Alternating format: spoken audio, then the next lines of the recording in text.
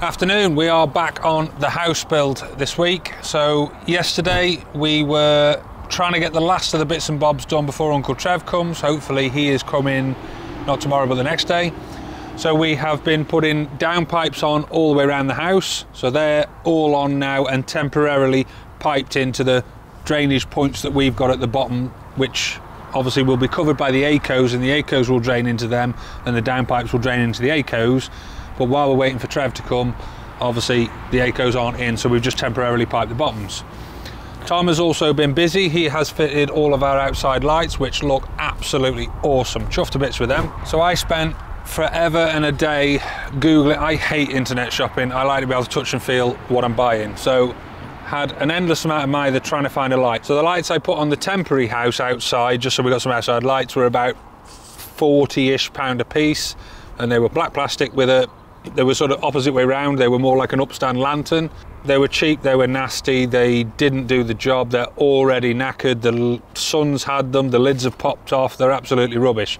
So you find that when you start internet shopping for lights, you can go anything from £40, £30, all the way through to £4.7 million per lamp. So we tried to find something middle of the road. I found these, chuffed to bits with them. They're exactly what we're looking for. Fits in with the black windows, the stone heads, the sills, the oak that we're going to have going on, and all the patio and everything. So they're a brass finish.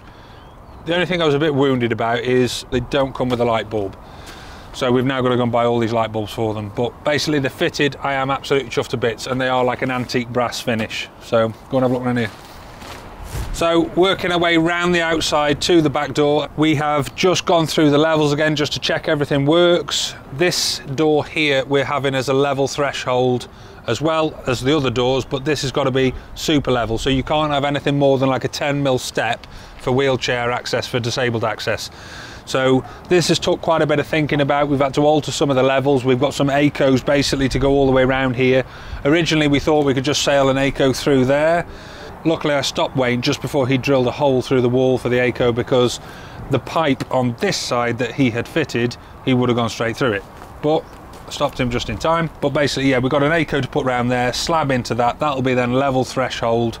And obviously, like I said before, nice oak porch to go on here, finished off lovely. Working away this way. So again, I can't actually remember whether we've showed you guys the bay window and the construction and the bits and bobs that have gone on. The stone sills have gone on, all the glass has gone on then, and then after that we come along, or Wayne comes along and builds that roof on it. So that's like a cut roof, so all the timbers go on. Obviously it's the same process as we did on the main roof then, so you have your felt, you have your batten, then you've got your slate and your felt and all the rest of it around the bottom.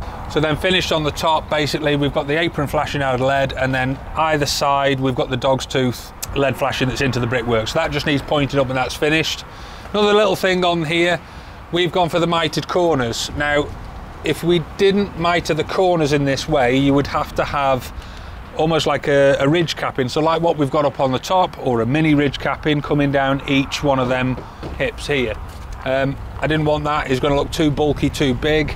So basically when we've done it, what they've done is they've put like lead soakers on the underside so that they come together nicely and they're a nice tight, crisp, clear finish without being too bulky cappings on the top either side. Go this way. So then we've got the outside of the inglenook, so we've got the roof on that now, same again, lead flash around the top, dog's tooth on the side. We've got the mitered ends, so that's all nice and tidy and finished, watertight. Just got a little gutter then to put round that, because what we don't want is we don't want the rain coming down, running down that, dripping off and just constantly dripping on the plinth brick. So we'll put a little gutter on that, little downpipe. So that's that, this way. So obviously everything now is a little bit mucky as well, because obviously we've done all the brickwork around the outside, the stonework. So again, we now need to pressure washer this off and get rid of all that basically dust and that muck. I think we'll probably do that once all the slabs have been laid though, because again there's going to be sand, there's going to be cement, there's going to be bits and bobs. So I think we'll get all the ACOs set, get all the slabbing done, and then have one big final wash down. So then the last thing on the outside at the moment is these two pillars here. So if you remember, I've said we've got a porch going on here which comes down and sits on these two brick pillars, and I think I said in a previous video that we did not want a post box in the back door. So what we've done is we've decided to fit it within the brick pillar. So I bought one of these sort of generic sleeved post boxes that fit in a set size, and you can adjust the depth. So we've built the pillar with a hole in it, the right size, to slot this post box in afterwards and finish that all up nicely.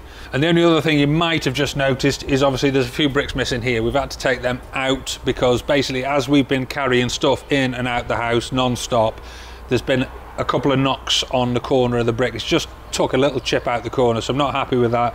So basically Corey has come, he's cut them out now, and he'll reset them in, point them all up, and that's all finished. We're going to go into the house next video because there's quite a few bits in the house to catch up on as well.